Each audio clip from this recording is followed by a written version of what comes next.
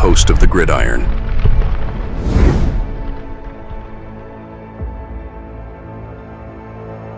Fourth and goal to go with the 2. 34 seconds left to go in the ball game.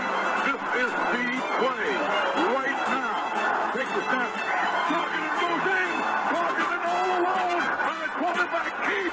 Wow, what a call. Nobody touched him. All right, and finally here, I seen this article. This is the state of the Giants' defensive line. That goes over in depth and detail of a lot of the Giants' defensive line. Kind of shows you the talks about the Giants, their starters. Let's see if I can share the screen here.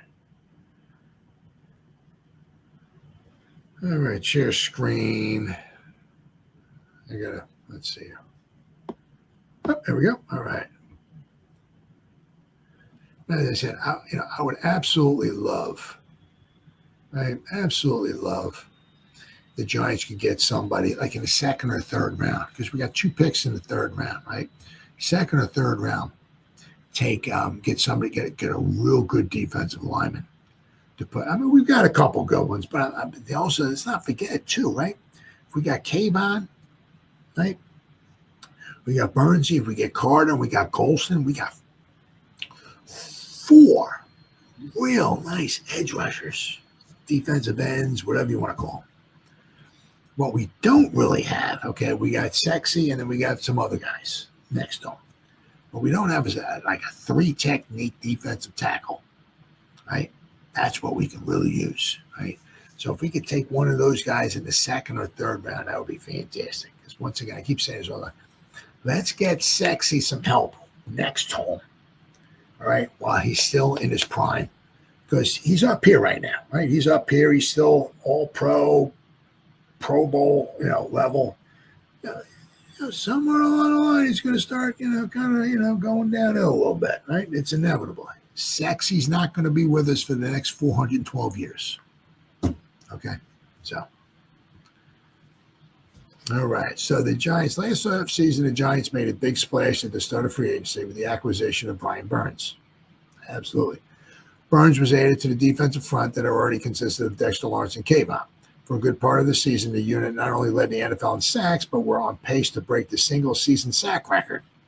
Injuries derailed that chase as both Lawrence and Thibodeaux missed good chunks of the season, but the Giants' 45 sacks still finished tied for 8th most in the league. Now, they had like 30-something, like halfway through the season. And then, of course, Sexy got injured. Kayvon missed some time. And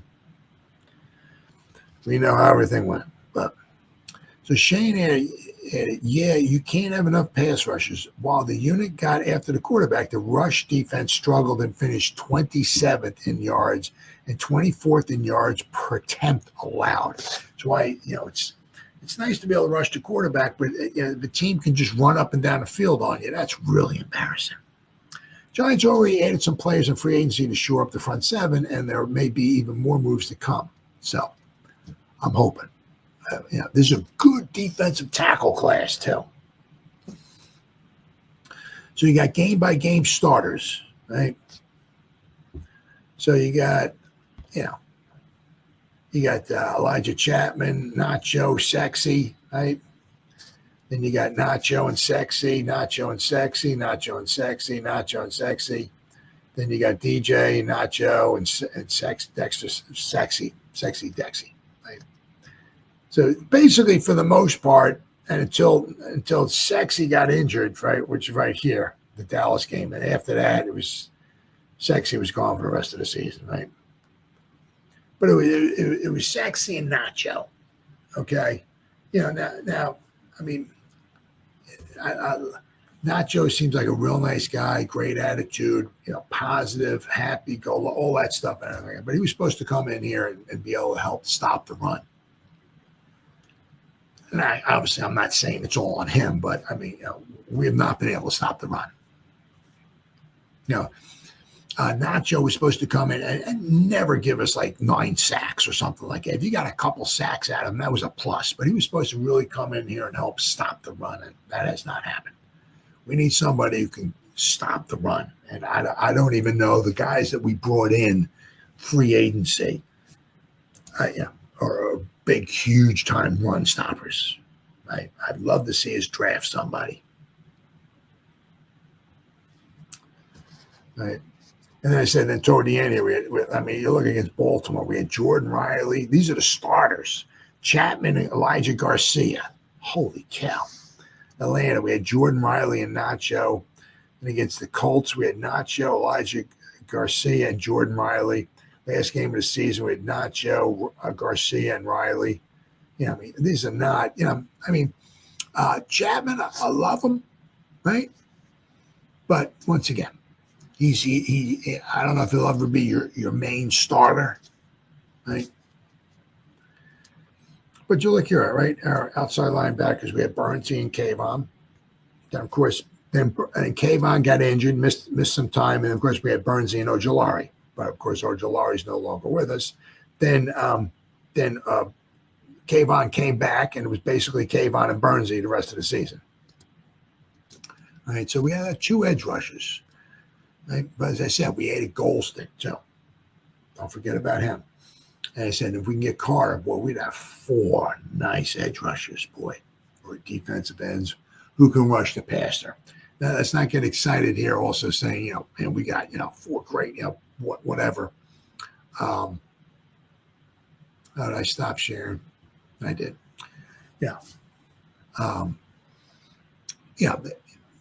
We could certainly use maybe help, also in the run game. It's just not the defensive tackles and nose tackles, the defensive line. It's just not their, issues.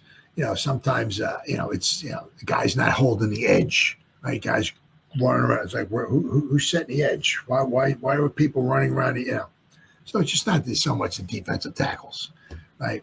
But we have been getting gashed at times, up the middle. Now, some of those also is because, we're not consuming enough blocks, right? Guys can get to the second level, maybe take out Micah McFadden or take out a Karake, leave big holes. So, but if we can get ourselves, there are supposed to be some good defensive tackles once again in this class.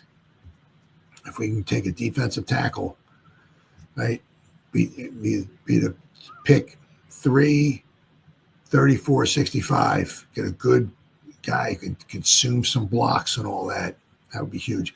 So obviously, if they're consuming blocks, maybe they're not going to be on the stat sheet where they're making a lot of tackles if they got 2 guys trying to block them. Okay?